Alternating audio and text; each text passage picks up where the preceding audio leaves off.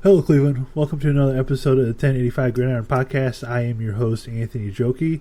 As always, I got Jack McCurry rolling with me, especially here on draft night. How's it hanging, Jack? Oh, it's going good, man. How are you? I know you're laughing because this is take number 3 in trying to do the intro for this podcast, because I think after a long night, or a long 2 nights, we're pretty tired. But for good reason. The Browns have made 3 more draft picks on day 2 here in the second and third rounds. And let's just jump right into who they selected with the 44th pick. Overall, they traded down 3 spots from 41, and they ended up taking safety Grant Delpit. Jack, taking Delpit, I think is a very good move. I mean, I saw him mocked in a lot of first rounds, and in the first round quite a bit leading up to the draft. What kind of value and player do you think they got with Grant Delpit?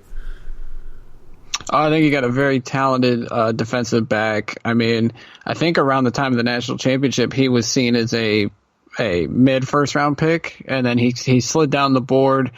He struggled in 2019, but he had the a high ankle sprain that really limited his play on the field. He had to adjust his game, but he continued to play. Played all 14 games, was still productive, was a consensus All-American, won the Thorpe Award, was the nation's top defensive back. I mean, you're getting, like I said, a very talented player.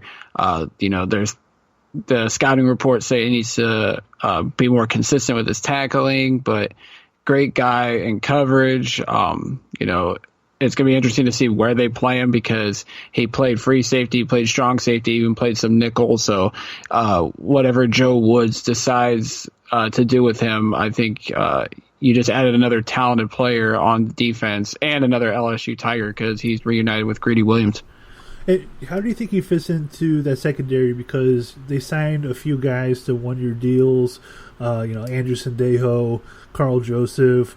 Both those guys were signed to 1-year deals, so you would imagine that they were looking for long-term solutions in that secondary, especially at that safety position. How do you think he fits in with the rest of those guys?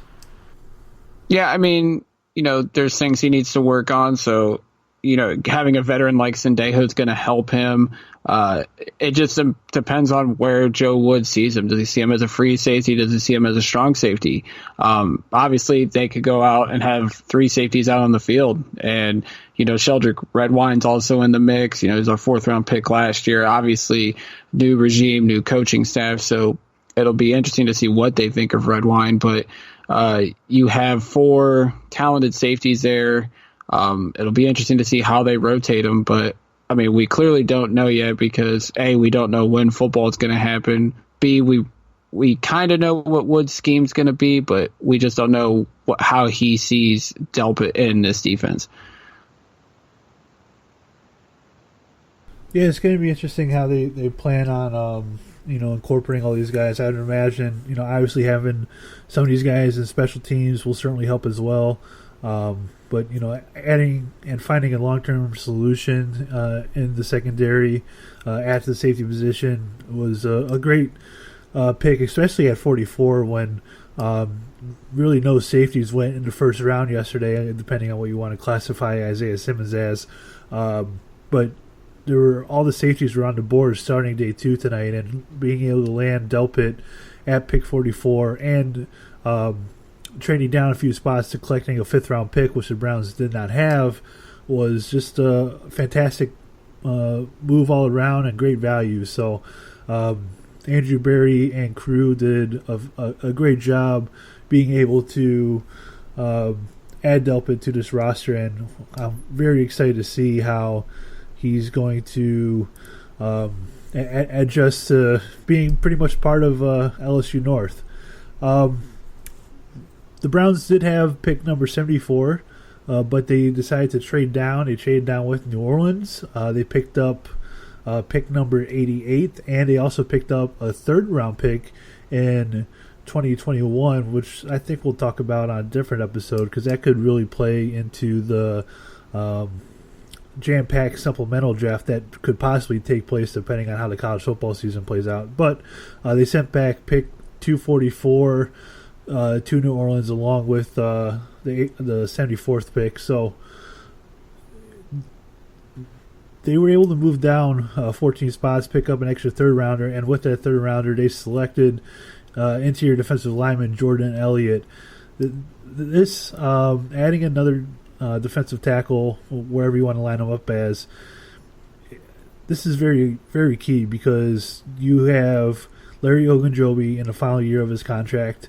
You have Sheldon Richardson, who has an out after this season, so you kind of have to start planning for the future. And here's a guy who is able to pass rush from the interior. He's able to stop the run, and I think he's just going to fit in great with the rest of the guys on that defensive front. Yeah. Pro Football Focus was really high on Elliott. They had him as their 23rd overall prospect. The Browns actually drafted 3 out of their top 25 prospects, and they're the only team to do so.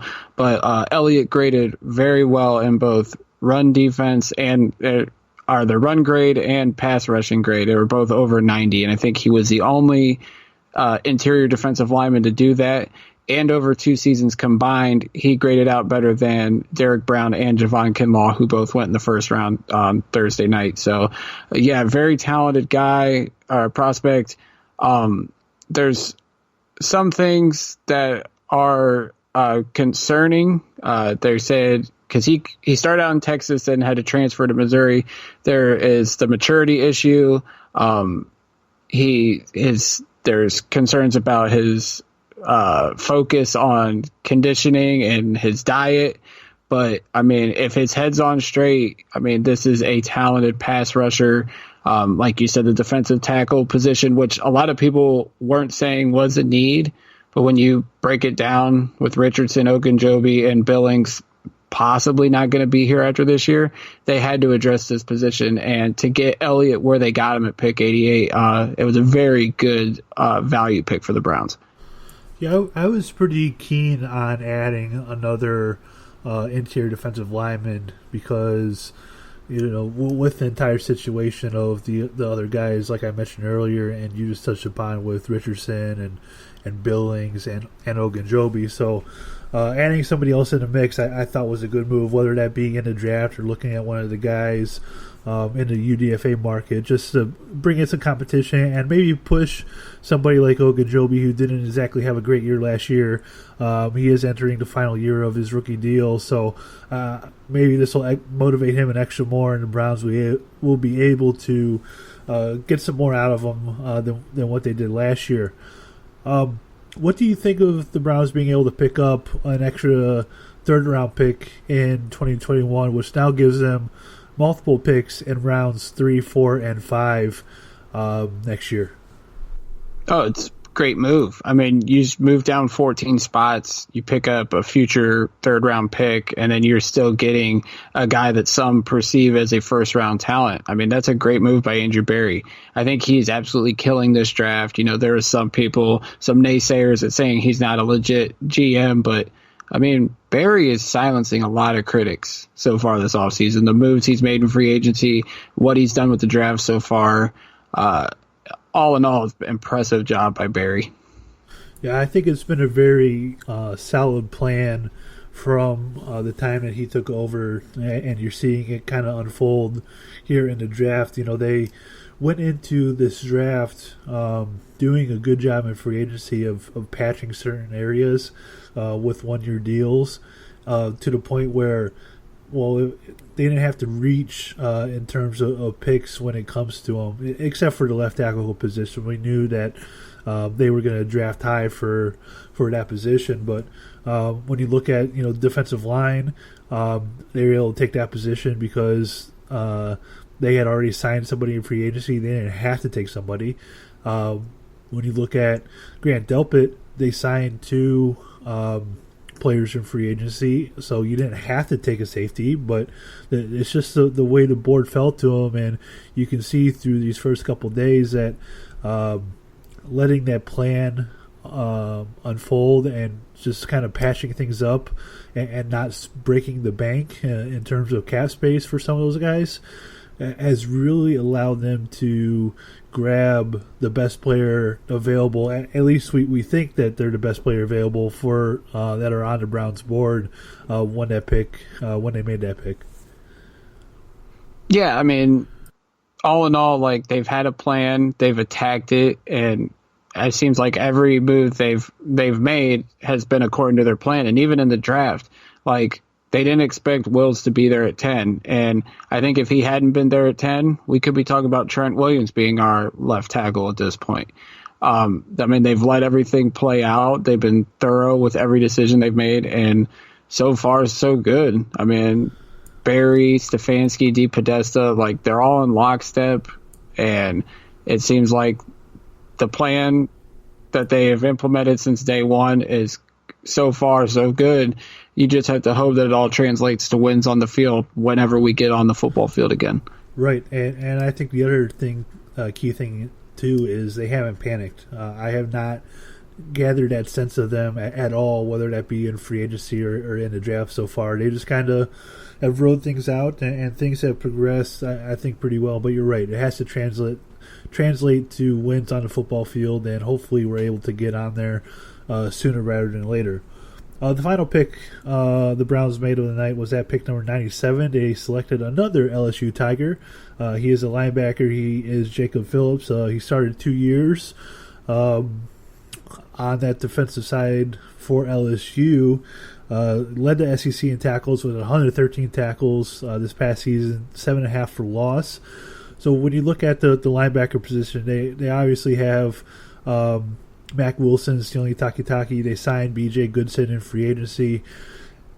How do you think Jacob Phillips is going to be able to fit into that linebacking core, and what do you think they're going to ask him to do from day one?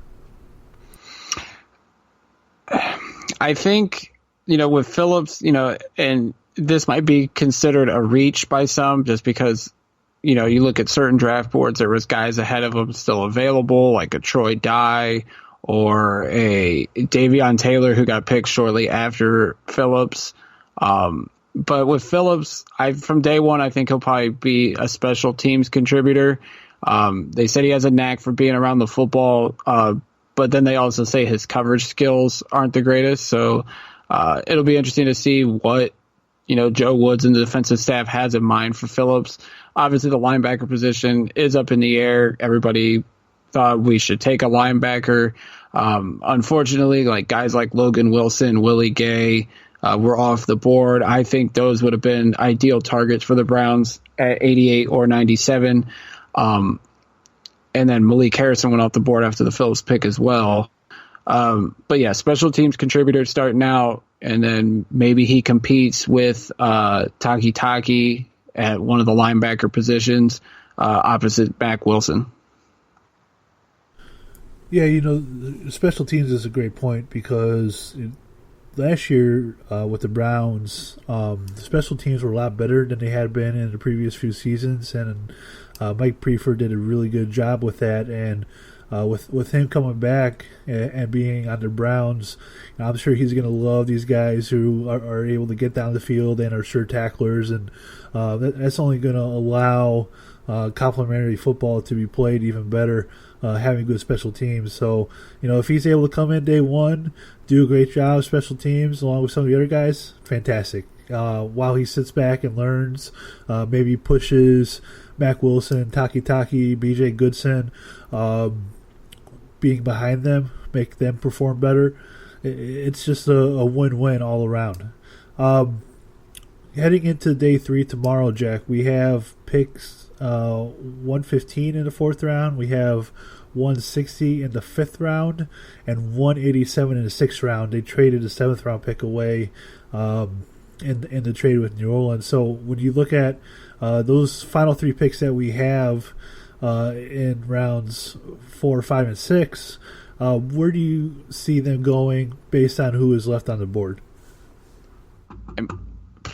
I think at 115 tomorrow, they really need to attack wide receiver. I mean, you got some guys still available: KJ Hill, Antonio Gandy-Golden, Colin Johnson, Gabriel Davis. Like, there's some Donovan Peoples-Jones. Yeah, Tyler Johnson's another name as well. Like, there's some talented receivers there, and it's been repeated so many times. Behind Beckham and Landry, there isn't anybody. I know people are hoping Rashard Higgins comes back. I don't know if that's going to happen, but they definitely need to get a receiver. I know tight end's been mentioned. Adam Trotman from Dayton just went off the board at the end of the third round. I could see them taking a tight end at some point, and I know slot corner has been mentioned as well. They haven't taken a corner yet, so I can't name anybody off the top of my head because I haven't studied as much as other people. But if they can find a corner at some point here with their final 3 picks, I think that would help as well. Yeah, there's a guy later on, and it's kind of ironic what his name is. Lamar Jackson from Nebraska. The guy is 6'3". He's a really big corner and could definitely be used to body up some of the receivers that are in the AFC North. That is a guy I think you pay attention to. Another safety, Antron Brooks Jr. out of Maryland, is somebody to also pay attention to as well. Did you talk about Curtis Weaver at all? I totally blanked if you did. Yeah, that's another name too. I know we just added Jordan Elliott, but you, like we've said, I don't know how many times, you could never have enough pass rushers. If Curtis Weaver's there at 115, I know Jared Mueller has mentioned to us that the Browns liked him at the Combine. So if he's there, I would think Andrew Berry would have no problem running to the podium to get him. Yeah, like we said, never had enough pass rushers. So, if they were to add him, look, you signed Claiborne, was it to a 2-year deal? You have 1 year left on Olivier Vernon. So if you're able to find a solid guy as a pass rusher, the more the merrier. And if it's something that fills the hole long term, that works out even better. Before we get on out of here, Jack, is there anything else you want to discuss and or talk about? Nope. I'm ready to go to bed. I know you are. We both are, that's for sure. Well, be sure to follow the podcast on Twitter and on Facebook at The Dogland. Be sure to follow Jack at Jack McCurry08. Follow me on Twitter at Anthony Joki, Joki. We've pumped out quite a bit of content over on the website at thedogland.com. So be sure to check that out as well. With all that, we're going to get on out of here. We'll be back again tomorrow. We'll have Stephen Thomas with us to wrap up day 3 and to kind of recap the entire draft as well. So we're looking forward to talking with Stephen again. With all that, we're going to get on out of here, and most importantly, go Browns.